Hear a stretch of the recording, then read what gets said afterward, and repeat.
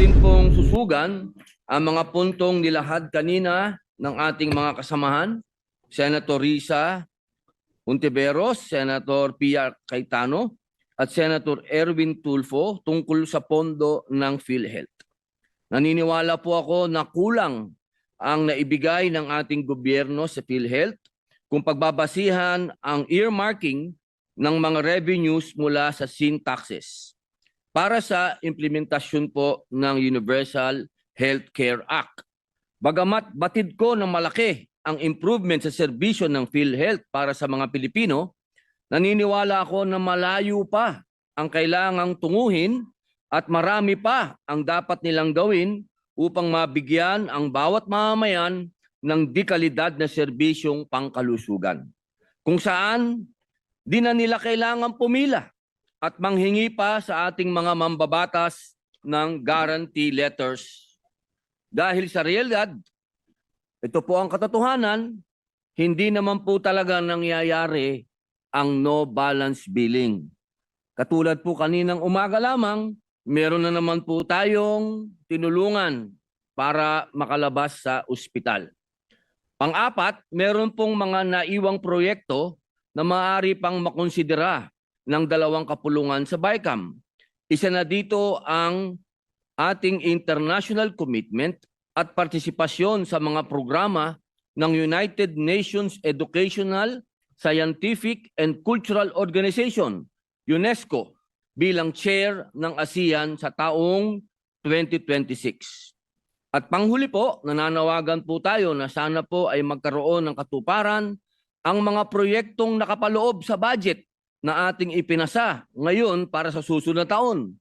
Sana po ay ma-release po sana ng DBM. Hindi po tayo for later release dahil ito po ang naganap sa atin noong ngayon pong taon na ito. Marami po tayong proyekto na naumpisahan at hindi po ito matutuloy kapag tayo po ay na FLR uli. Sana po tapos na po ang eleksyon. Sana po isang tabi na po ang politika. Kaisa po ninyo ako na magbabantay sa mga ahensya ng gobyerno upang masiguro na gagawin that it form part of the record. Thank you very much, Mr. President. I voted yes to the fiscal year 2026 General Appropriations Act in its third reading, but we must first acknowledge the order of the Supreme Court in the case of Aquilino Pimentel III et al. Versus House of Representatives et al. To include a specific item in the 2026 GAA, the amount of 60 billion pesos to PhilHealth, to wit, open quote, respondents, House of Representatives, Senate of the Philippines, Department of Finance, and Office of the Executive Secretary are ordered to include a specific item in the 2026 General Appropriations Act, the amount of 60 billion pesos to be returned to the Philippine Health Insurance Corporation.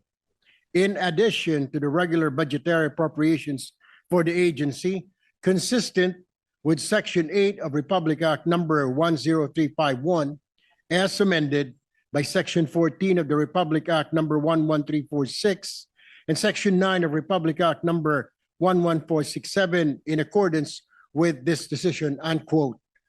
Under the third reading copy, the total budget for PhilHealth is 113 billion pesos. May mga tanong lang po. Number one, in the 113 billion budget of the PhilHealth, kasama na ba dito ang 60 billion na iniutos ng Korte Suprema na ibalik sa PhilHealth? Pangalawa, my ultimate question here, Mr. President, is the source of funds. Saan po kukunin ang 60 billion pesos? Will it require any additional increase in premium contributions from PhilHealth members?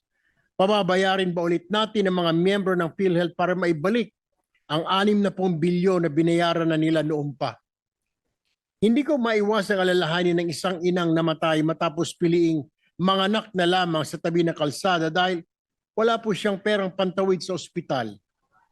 Ito ang sumasalamin sa sitwasyon ng maraming Pilipino ngayon. Sana hindi na po maulit ito. Sana wala nang mamatay dahil sa pinagkakitaan o pinagkaitan ng karapatan sa kalusugan. Ika nga sa desisyon ng Korte Suprema, what use are the roads and the bridges, the infrastructure and social programs, and any other project for that matter, when the people meant to enjoy them are sick and dying. Aanhin pa po ang mga kalsada at mga tulay, mga infrastruktura kung ang mga Pilipinong dapat makinabang dito ay may mga sakit at unti-unting namamatay. Maraming salamat po, Mr. President. Puin ang korupsyon. Akin namang ikinalulungkot na hindi natanggap ang ating mungkahi na dagdag pondo o bayad utang para sa PhilHealth. Sayang at hindi naaprubahan ang dagdag pondo para dito. Ibig sabihin, di pa rin mababayaran ang kabuuang premium subsidy ng indirect contributors. Mabuti at naibalik ang 60 billion pesos na kinuha noong 2024. Paalala lamang po, hindi ito augmentation, kundi pagsunod sa utos ng Korte Suprema. Kulang pa rin ang suporta. May 53 billion pesos pang dapat ibalik dahil sa taong ito, zero subsidy ang PhilHealth. Dapat manindigan ang Senado na patuloy itong singilin kasama ng iba pang unremitted funds mula sa sin taxes.